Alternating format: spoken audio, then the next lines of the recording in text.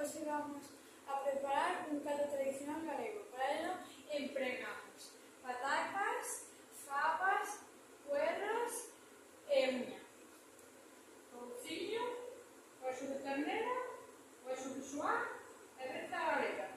A continuación temos que meter todo na pota, excepto as patacas e a berza galega. Sobre unha hora e hora media. A cantidad varía según as persoas que vayan a comer do caldo.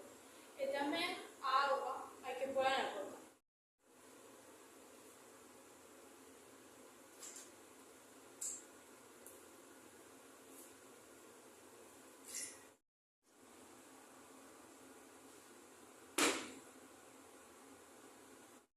Que o pomos hai que polo a 8 e despois, cando empece a ferver, baixamos.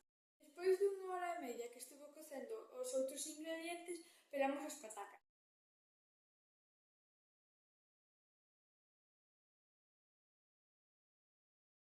Despois de pelalas, as lavamos e despois as cortamos e as metemos na.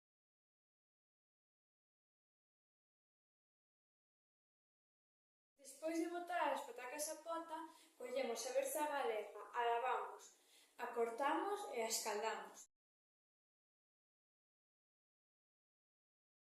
Agora a escaldamos e hai que pôr a auga fermendo a 9.